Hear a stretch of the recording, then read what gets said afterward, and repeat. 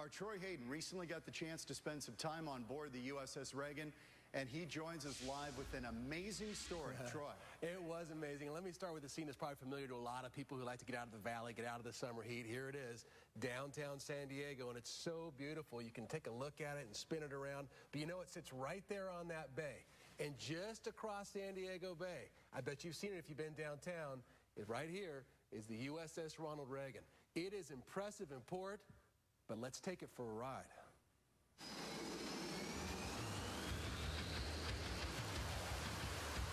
This is the super carrier USS Ronald Reagan, and we're taking you on board. Oh.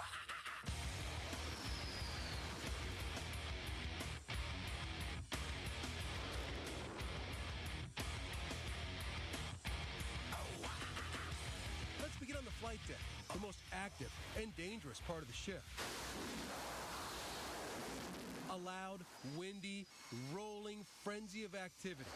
People and planes moving all over the place at the same time.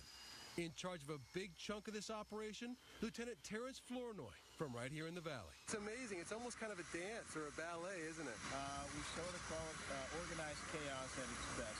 Chaos is really what this ship can inflict on our nation's enemies. The Reagan has 4 different steam-driven catapults that can shoot 2 fully loaded planes off the deck every 30 seconds. While those planes are taking off, others can land using tail hooks and arrestor cables, going from 160 miles an hour to 0 in 3 seconds. Both operations take incredible skill, and we watch the pilots train.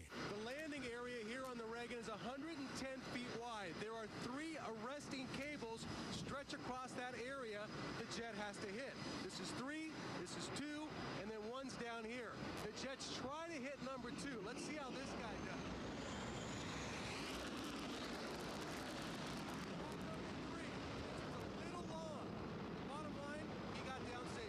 Safety is everybody's job on deck, but one of the key people here is known as the shooter, the person who sits in this little bunker-like spot and who literally fires the catapult, shooting the planes off the deck at 160 miles an hour.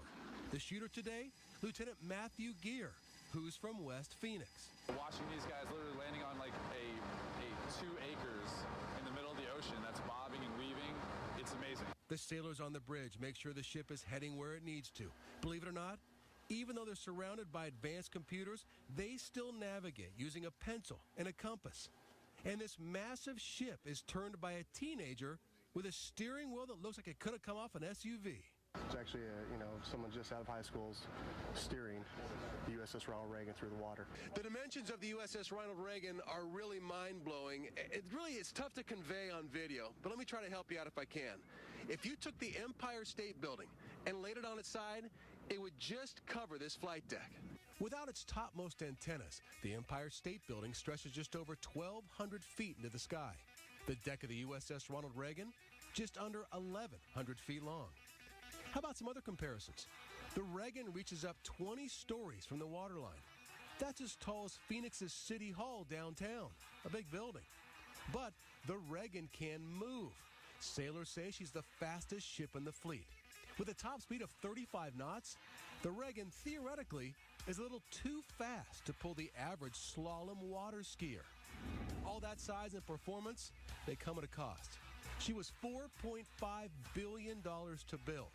That's the same amount of money it would take to construct 10 University of Phoenix stadiums. When it's on deployment, some 5,500 people live and work here. There's our fry area. Anything that needs to be fried, we fry here. And feeding them? That's this man's job. The galley is huge and always active.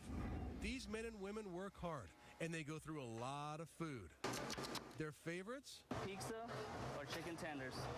They love their pizza and chicken tenders.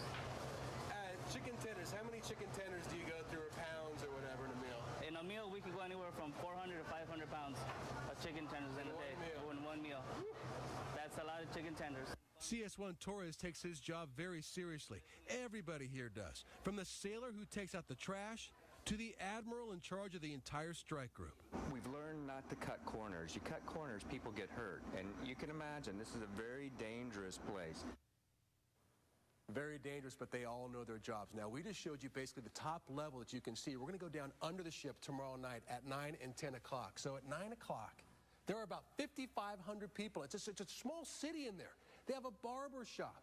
They have a 7-Eleven, believe it or not. They have a shopping mall. They have also a Starbucks. Everything on board that you would need in a small city. So we'll show you that at 9 o'clock. And then, coming up at 10 o'clock, they don't just name the ship the USS Ronald Reagan. Ronald Reagan, the former president, infused throughout the ship things like his belt buckle, his cowboy boots, the last piece of wood he chopped, and his attitude. And that's coming up at 10 o'clock. Reporting live, Troy Hayden, Fox 10 News.